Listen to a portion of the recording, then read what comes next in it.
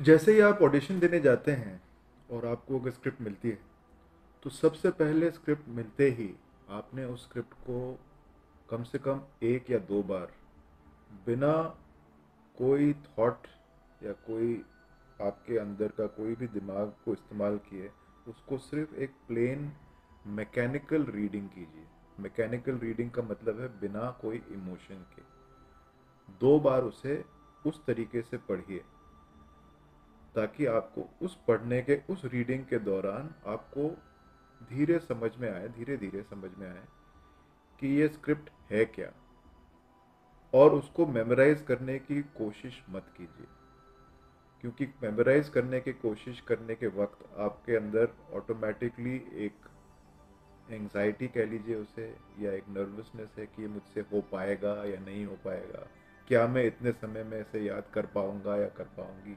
ये सारे के सारे ख्याल आपके दिमाग में आएंगे। तो पहले कुछ मिनटों के लिए उसे आप सिर्फ प्लेन रीडिंग कीजिए।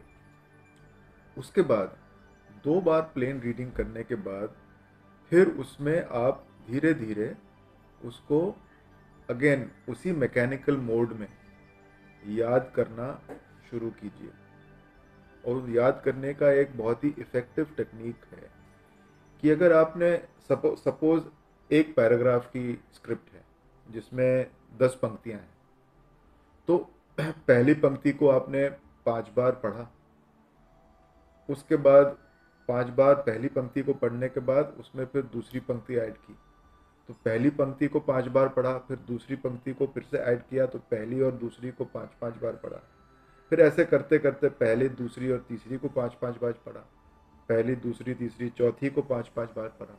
ऐसे करते करते आप 10वीं पंक्ति तक पहुंचेंगे।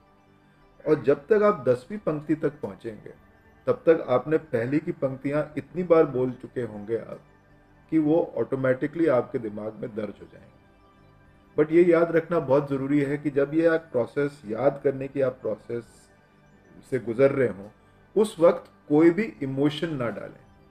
और वो इसलिए है कि जब आप याद करते समय उसमें इमोशन डालेंगे तो ना सिर्फ आपकी मेंटल मेमोरी बट आपकी इमोशनल मेमोरी भी उन पंक्तियों से जुड़ जाएगी।